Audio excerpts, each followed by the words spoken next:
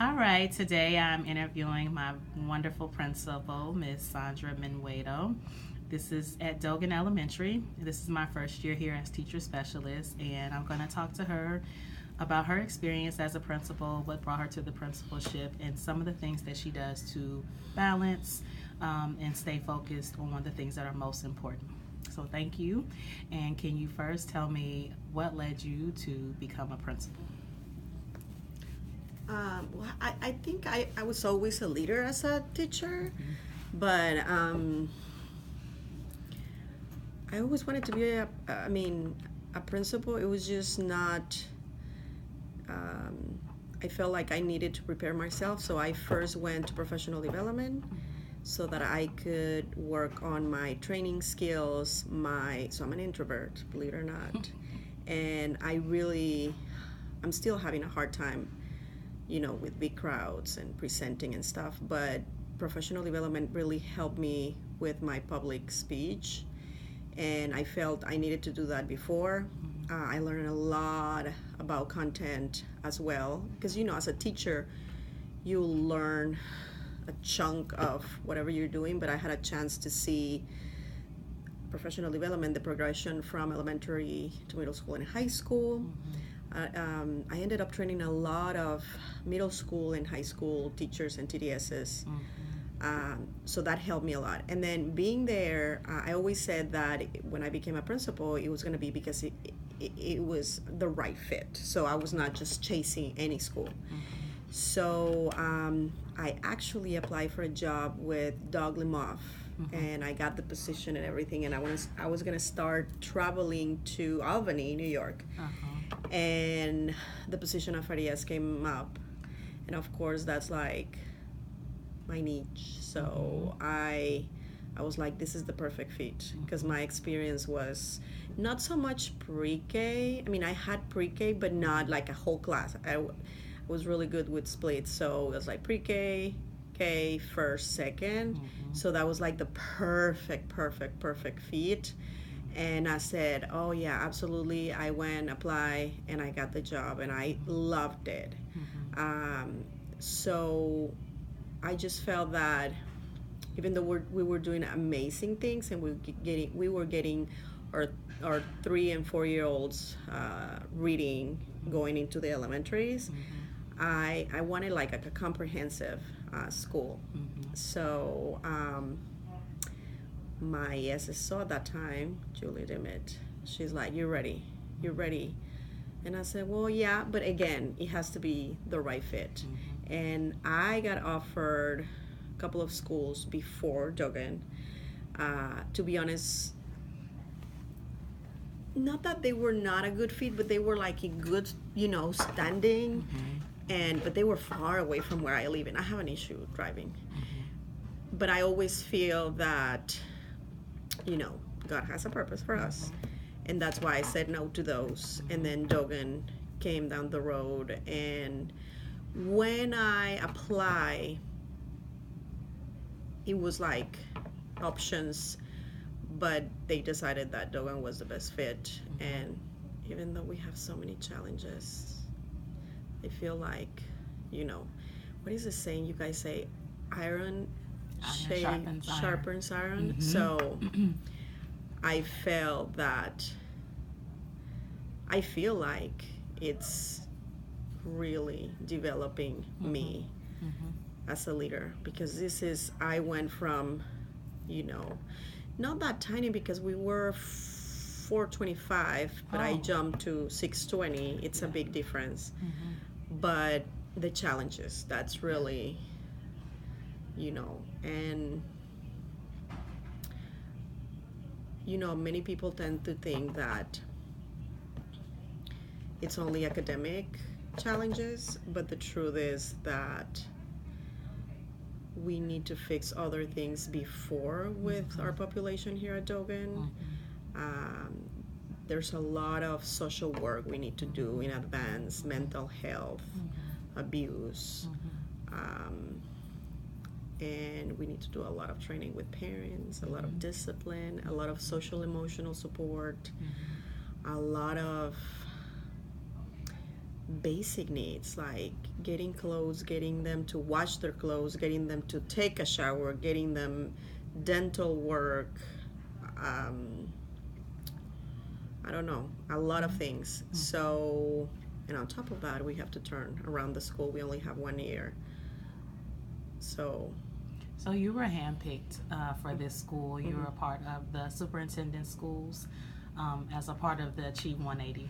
Can you talk a little about that, Achieve 180, and what has to happen this year? so Achieve 180, it's a comprehensive plan that our new superintendent, Richard Carranza, created, and it's nothing more than really putting the money and the resources where they should be in order to serve the most underserved schools in HIZ.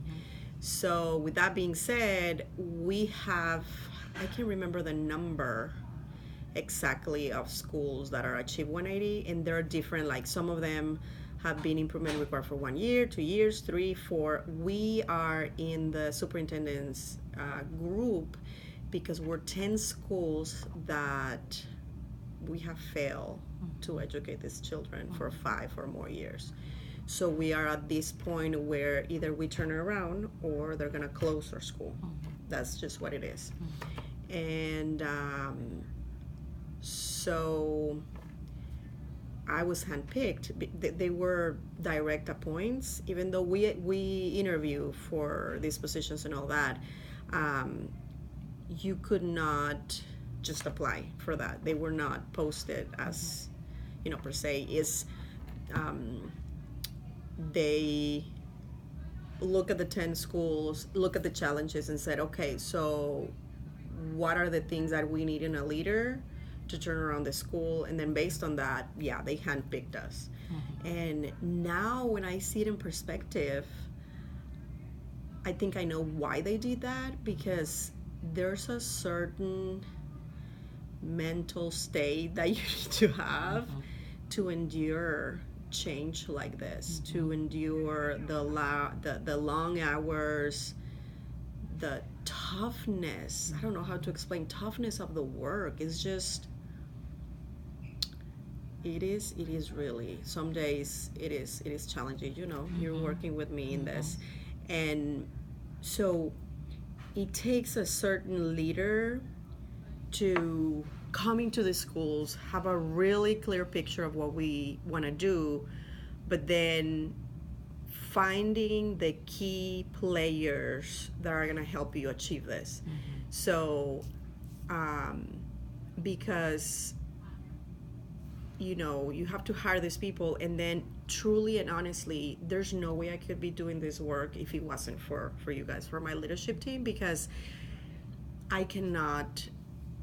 sometimes I cannot even oversee everything. I have an idea of what's going on, but I cannot know every detail. So it takes a certain level of trust, professional trust, for me to say, you know what, Erica, you are responsible for my IET and my special ed, and I trust you. Now, along the way, and that's something that's really difficult sometimes for leaders to just let go. It is really hard. And of course, you're putting your name on it. But along the way, you guys will make mistakes, just like I make mistakes every day. I always tell people. But the key here is for me to give you feedback. So you make the mistake, and instead of me, usually leaders are like, oh, no, stop. I'm going to take that away from you. I'm going to take it. Well, then I'm not building capacity in you. So I have to take a step back and say, you know what, Erica, you did it this way, but I think we need to work on this, and I'm going to teach you how to do this. And then we move forward, and you are totally gonna learn from that, and are gonna continue helping me, because again, this job is already overwhelming. And if on top of that you want to micromanage and be looking at every detail, it's not gonna happen.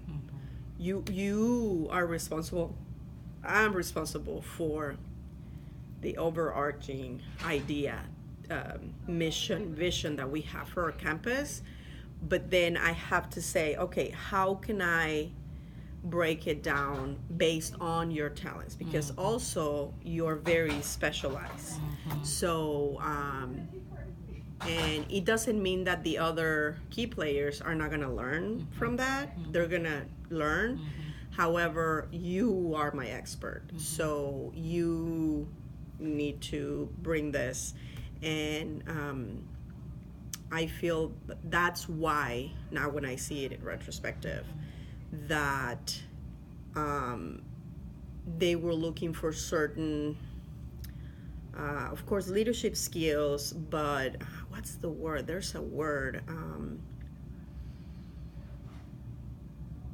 Your strength, your internal compass, your professionalism, because this requires long hours.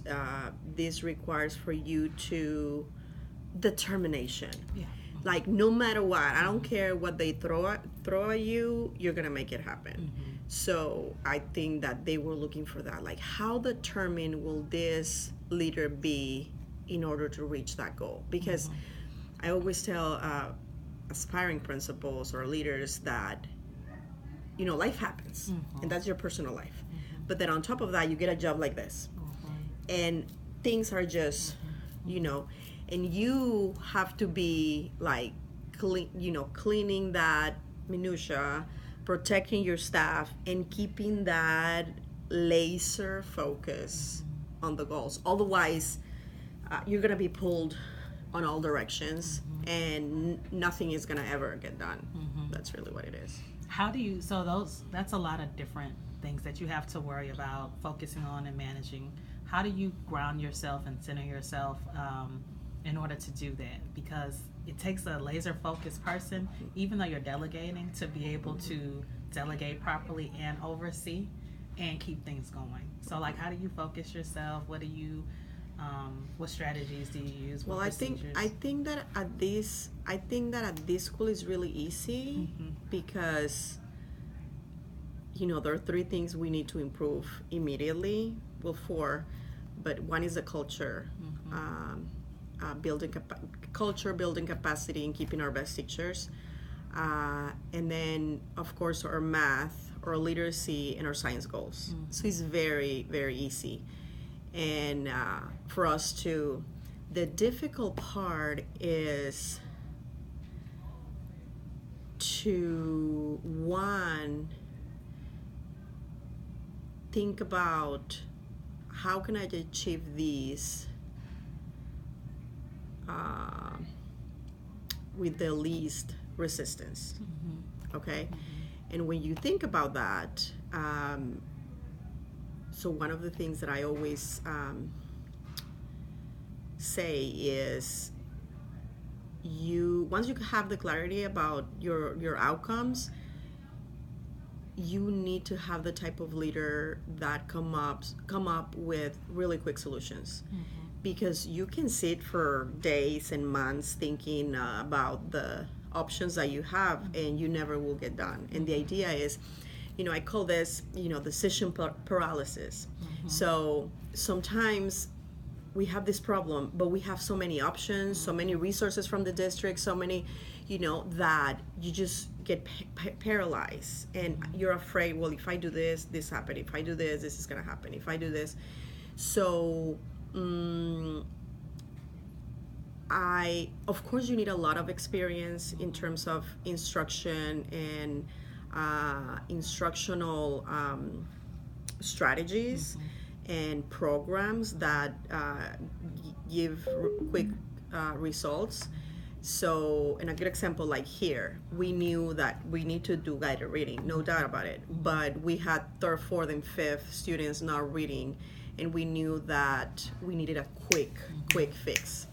So we said, you know what, we're gonna start from day 1 until November 17 to get the corrective reading. You get the kids reading to a certain level, they switch to guided reading, we continue. But you need to have that quick response. So I almost, I always compare our job to an ER doctor. That's really who you are. Because you don't have time, like someone is dying at your table and you need to assess quickly or this person is gonna die. You cannot say, oh, you know what, I have this book at home that I need to go check on the best way to do this procedure. No. at that moment, many times is experience, many time is